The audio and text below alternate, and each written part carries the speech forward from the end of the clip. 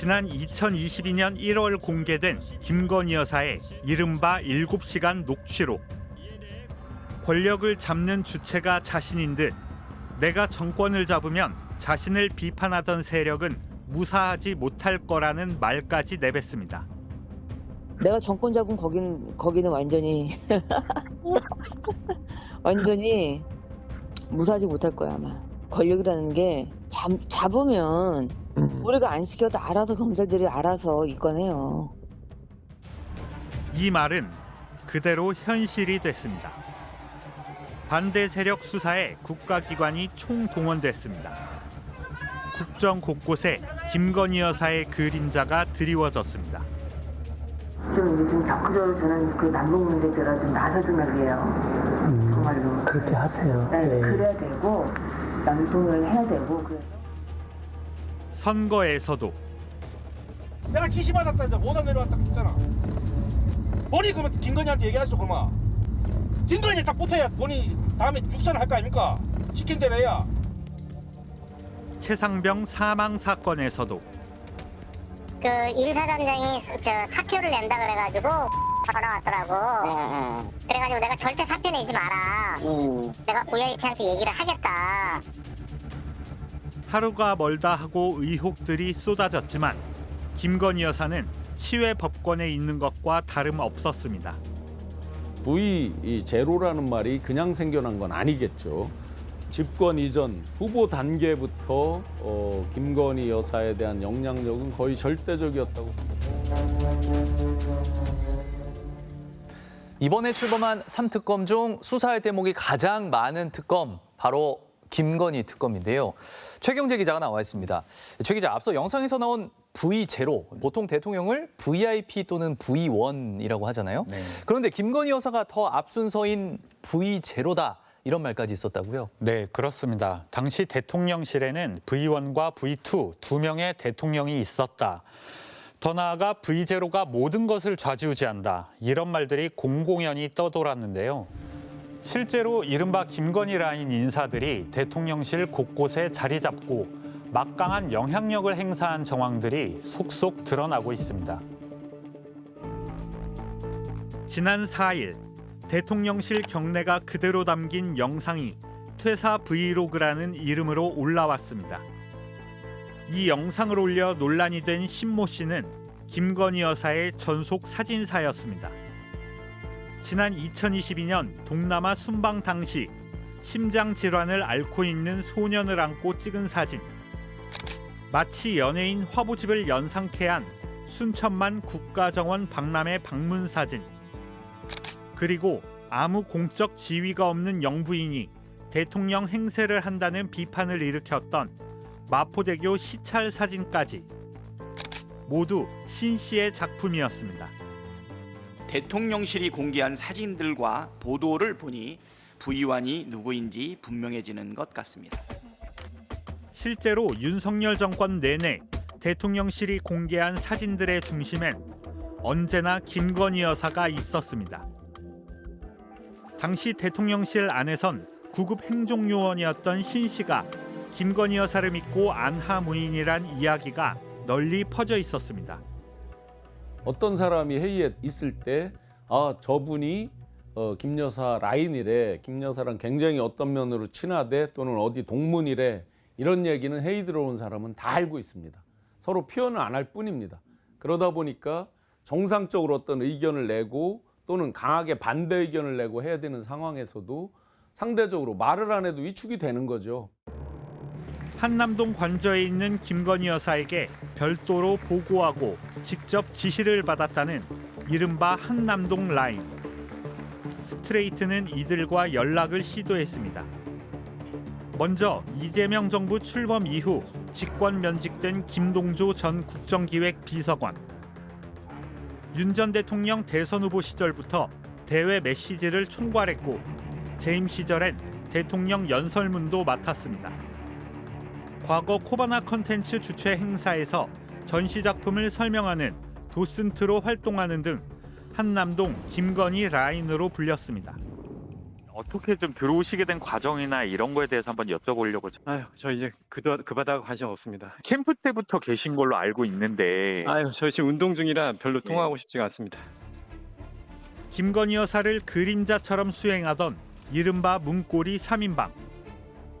코바나 컨텐츠 총괄팀장이었던 유경옥 전 행정관은 김 여사의 일정 전반을 관리했습니다.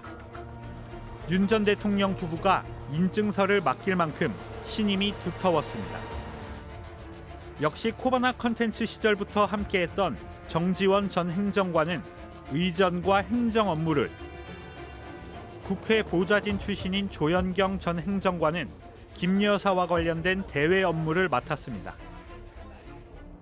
지난 2022년 9월 김건희 여사에게 고가의 디올백을 선물했던 최재형 목사는 김 여사와의 만남이 성사되기까지 이들을 통해야 했습니다. 유경옥 비서가 제가 볼 때는 가장 최측근이고 복심으로 저는 생각하고 있어요. 이제 선물을 전달하고 그리고 이제 청탁을 하는 과정에서 뭐 구체적인 거는 조영경 과장이 다 연락이 왔고 그렇게 또 소통을 했죠. 샤넬 화장품 가져갔을 때는 정비서를 불러서 야 이리 와서 이거 빨리 클러봐 해가지고. 건진법사 전성배 씨가 김건희 여사 측에 고가의 선물을 전달했다는 의혹. 그 과정에도 이들 문고리 3인방이 있었습니다. 김건희 씨의 복심들이고 정말 그야말로 문고리 3인방이기 때문에 거기에 뭐 저항한다거나 의의를 제기한다거나 그럴 수 있는 사람들은 아니고 그냥 이행하는 역할에. 스트레이트는 이들을 찾아가 봤지만 만날 수 없었습니다. 이른바 한남동 라인은 대통령실에서 공식 업무로 주로 홍보 기획 파트를 맡았지만 인사 등 국정 전반에 영향력을 행사했던 것으로 알려졌습니다. 역시 김건희 라인으로 불리며 대통령실에 함께 근무했던 김대남 전 행정관조차 한남동 라인을 십상시라고 표현했습니다. 십상시 같은 몇 사람 있어. 여사가 자기보다 어린 애들 갖고 쥐었다 폈다 하고 시키 먹지. 그다음에 그런 애들이 그 쥐었다 폈다 해. 그 위에 뭐 수석 강승기 이런 것도 다 베뿌리고 아무것도 아니고.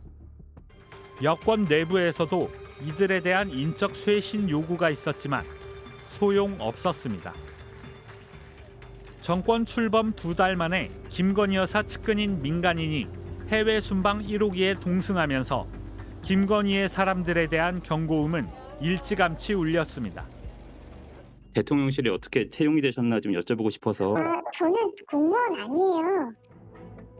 대통령실까지 김건희 라인이 장악하면서 국정 곳곳으로 파열음이 확산됐지만 윤 전 대통령은 정권이 끝날 때까지도 김 여사와 그의 사람들을 비호했습니다.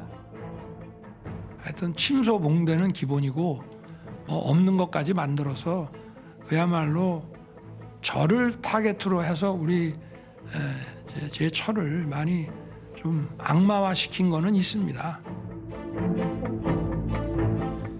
우리 현대사에서 이렇게 대통령 부인이 막강한 영향력을 행사했던 적이 있었나 싶은데요. 최 기자, 이런 김건희 라인 인물들이 곳곳에 포진하면서 수많은 의혹들이 불거졌는데 제대로 이루어진 수사는 사실상 없는 거죠? 네, 단적으로 어느 것 하나 제대로 밝혀진 게 없습니다. 그래서 이번 특검 가운데 김건희 특검이 수사 대상도 가장 많지만 동시에 가장 어려운 수사가 될 거라는 전망도 나오고 있습니다. 그동안의 수사가 얼마나 엉망이었는지 짚어봤습니다. 윤 전 대통령 파면 이후 재수사에 착수한 서울고등검찰청. 김 여사가 주가 조작을 알고 있었다는 정황이 담긴 육성 파일 수백여 개를 확보했습니다. 증권사 직원과 통화했던 파일인데 그중엔 계좌를 맡기고 수익의 40%를 주기로 했다는 말이 있었던 겁니다. 쩐주들은 수익을 배분받지 않아요. 이자를 받아요. 근데 수익을 배분하기로 했다는 거는 단순한 쩐주가 아니라는 얘기예요. 이거는 적어도 직접 주가 조작을 하는 걸 알았고 사실상 보면 그냥 지시한 사람? 봐도 무방하다는 얘기예요. 수사 착수 한 달 만에 미래에셋 압수수색만으로 확보한 결정적 증거. 소위 윤석열 라인이었던 이창수 지검장의 이전 수사팀은 도대체 뭘 한 거냐는 비난이 쏟아졌습니다. 증거사 녹취 시스템이 어떻게 되어 있냐면 그 전화번호 눌러서 그 지점으로 온 그거 쭉 추려내는 거 그냥 버튼 누르면 바로 쭉 나오거든요.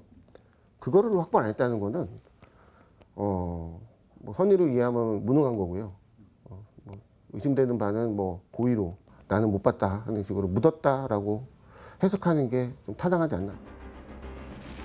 게다가 김건희 여사에게 면죄부를 준 수사 결과 발표 불과 엿새 전 심우정 검찰총장과 김주현 당시 민정수석이 비화폰으로 통화했다는 사실이 드러났습니다. 검찰은 취임 초 인사차 연락이 왔고 검찰 정책과 행정에 관한 통화라고 해명했습니다. SNS를 통해서 하든지 전화를 통해서 하면 되는 비화폰으로 인사를 누가 해요? 인사는 비화폰을 인사를 하라고 지급되는 건 아니거든요. 그거는 전 국민이 아는 거고 비화폰은 정말 특정인한테 국가 기밀이 새어나갈까 봐 하는 건데.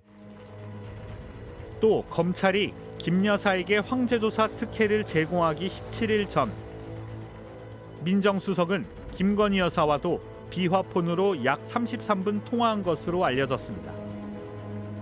민정수석실 검찰총장 피의자, 그것도 굉장히 특별한 피의자 간의 이제 커넥션이죠. 민정수석과 이제 통화를 한다. 만약에 그게 알려진다면 그게 김건희 씨가 아니라 할지라도 과연 어떤 이제 평가가 나오게 될까요? 건진법사 전성배 씨가 통일교로부터 김 여사 측에 전달해달라며 받은 건 1,000만 원 안팎의 샤넬 가방 2개, 그리고 6천만 원짜리 다이아몬드 목걸이. 그런데 김 여사 측이 이 가방들을 받아 다른 가방과 신발로 바꿨다는 사실까지는 확인됐습니다. 하지만 김 여사 비서진이 선물을 되돌려줬고 전 씨는 이를 잃어버렸다는 주장.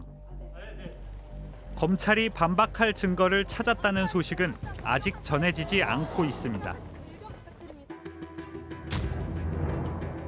여기에 김건희 여사가 명태균 씨를 통해 2022년 대선 여론조사와 그 뒤 총선과 지방선거 공천에 개입했다는 의혹.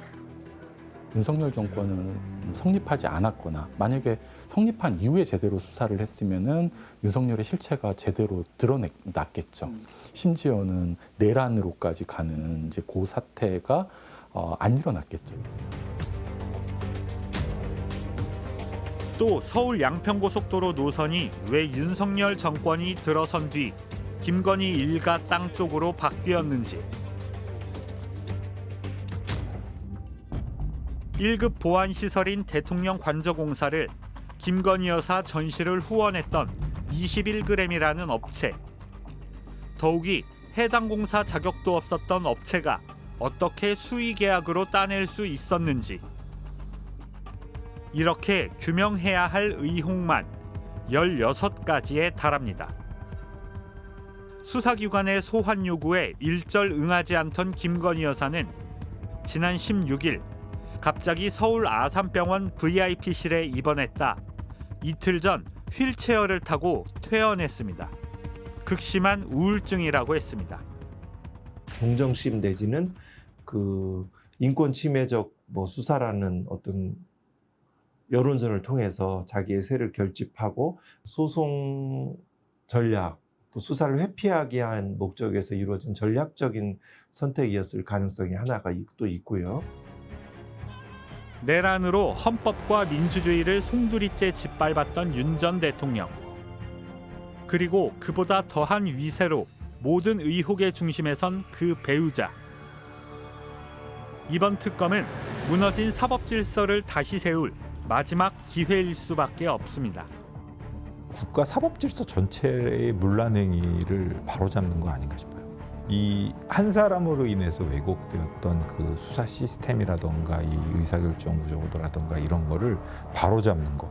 그리고 다시는 이와 같은 행위가 일어나지 않도록 확실한 재발 방지책을 세우는 것. 이런 것에 주력해야 되지 않나라는 생각이 듭니다.